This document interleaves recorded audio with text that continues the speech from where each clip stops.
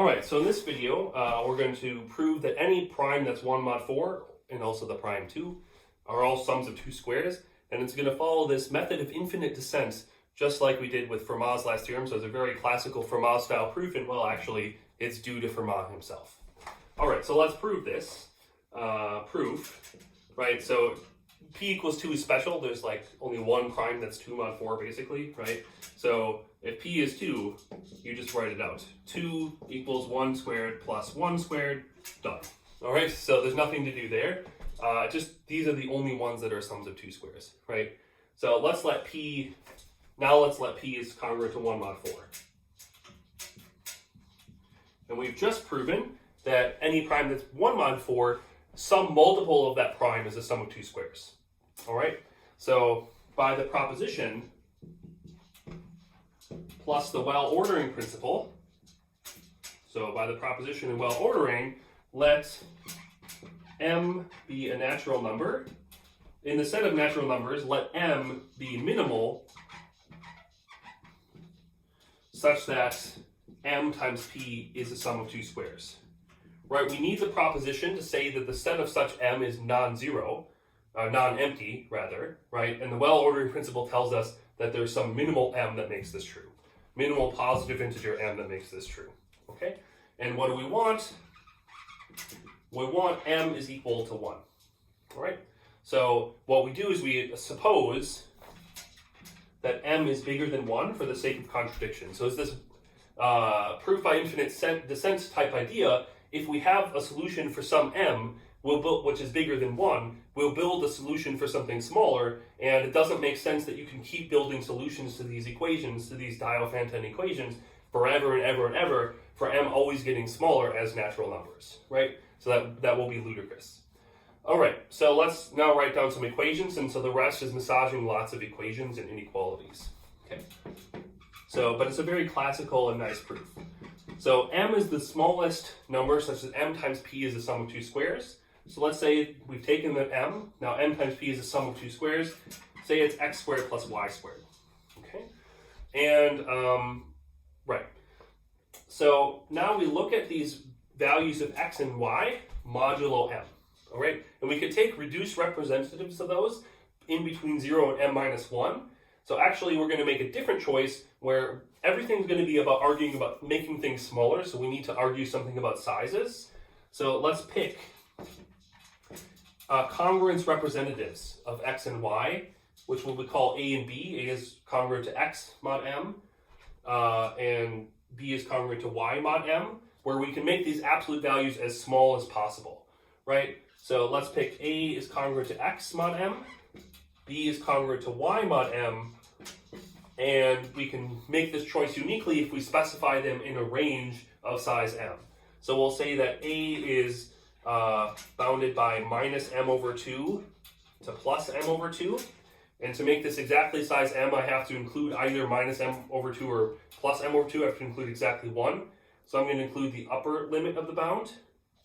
And similarly, b, I'll pick between less than or equal to m over 2 and strictly greater than minus m over 2. Okay, so these are the minimal absolute value choices. Instead of the usual reduced representatives, we pick the representatives that are smallest in absolute value with the stipulation that when the absolute value is exactly m over 2, if that happens, then we pick the upper limit. We pick the positive choice. All right, great. So we make these choices. So this is our first set of equations. All right, so, well, unfortunately I have to flip the board now, but this is all that we have to remember. Again, you can pause the video if you want to write this down. It's only what's in this box. M times p equals x squared plus y squared, and a and b are congruent to x and y modulo m. All right, so now we write down some equations and some, we do some algebra basically. So we look at a squared plus b squared. Okay, so what can we first say? Well, that's congruent to 0 mod p, all right?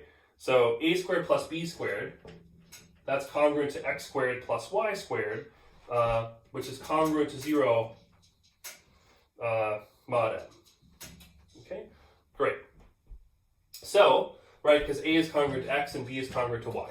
All right, So x squared plus y squared is m times p, so that's 0 mod m. So therefore, I conclude that a squared plus b squared also congruent to 0 mod m, right? So that means that it's a multiple of m. So let's say that a squared plus b squared equals k times m for some k.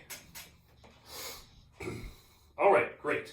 So now I take the multiple of the sums of two squares, a squared plus b squared and x squared plus y squared. And this is where we actually use that handy little lemma again, that algebraic identity, the magic algebraic identity, right? So just by definition, a squared plus b squared, that's k times m. X squared plus y squared, well, that's m times p, right? So altogether, we see that this is k m squared p, okay?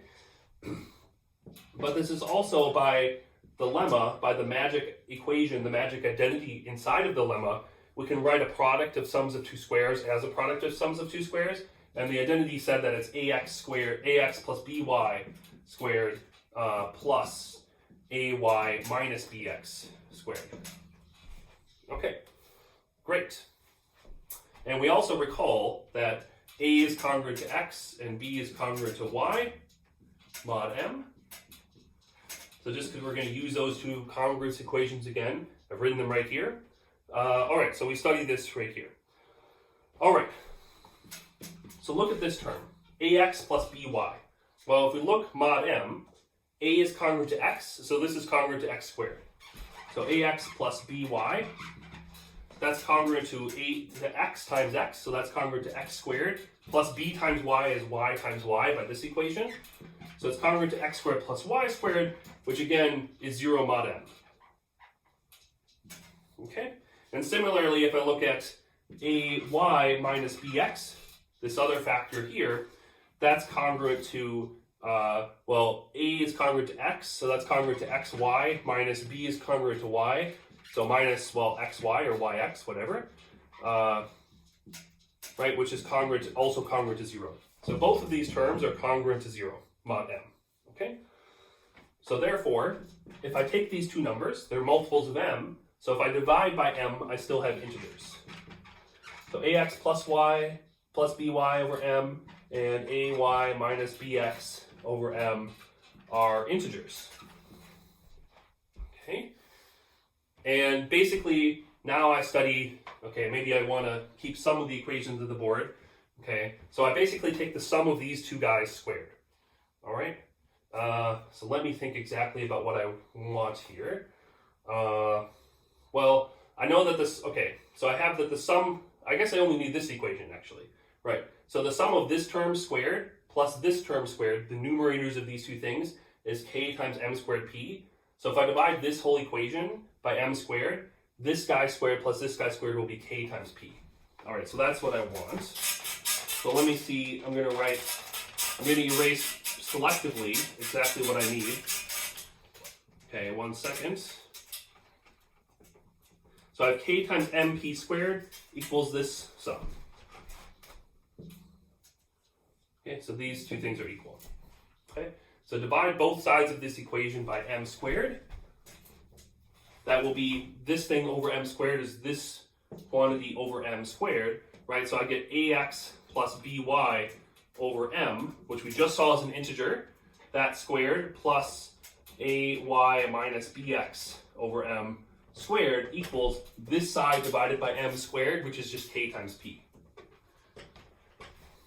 Okay, so now you see where we're going. So now we have that, we have a different multiple of p, which is a sum of squares of two integers. And so if we could show that like this multiple k was smaller than m, we would get a contradiction to our original minimality assumption. So we can express that. We've been talking about the well-ordering principle. As I mentioned, it's the same thing as the method of infinite descent. Those are kind of just slightly different ways of phrasing it. Yeah. All right, so we study this number k. Okay? So remember that a squared plus b squared, we wrote that as k times m. Okay, so we want to compare k to m, and things that here involve like a's and b's, and we have that a's and b's compared to k and m. All right, Okay, and we also saw that the absolute value of A and the absolute value of B, we bounded these guys between minus m over 2 and m over 2. Right, so these if we take absolute value signs, these are both less than or equal to m over 2. Right, that's something we said before.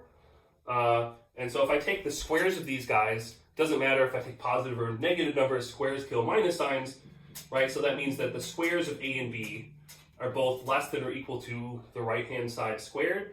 So they're both less than or equal to m squared over 4. Okay, great.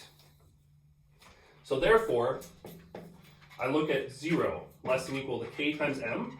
Well, this is a sum of two squares, so it's certainly not negative, right? And so k times m is a squared plus b squared. Each of these terms, a squared and b squared, is less than or equal to m squared over 4. So this is less than or equal to twice m squared over 4, which of course is m squared over 2. Okay? All right, so I have k times m less than or equal to m squared over 2. If I cancel an m here, I get k compared to m over 2. Okay? And k is also positive, right? So 0 less than or equal to k, less than or equal to m over 2. All right, great. So, but that's exactly what I wanted. So k is a non-negative number, which is less than or equal to m over 2. So in particular, k is less than m, right? It's less than or equal to m over 2, and m's at least 2. So k is less than m. So I will get a contradiction, except remember the original assumption was that I found a minimal element among the set of positive integers, right? So if k is at least 1, I win. But I only said that k was at least 0, so you do have to take care of the case k equals 0, that doesn't happen, right? So this is a contradiction if k does not equal 0. So we also have to show that doesn't happen. So let's see what happens if k equals 0. So if k equals 0, we have it right here. 0 equals a squared plus b squared. So 0 equals a squared plus b squared.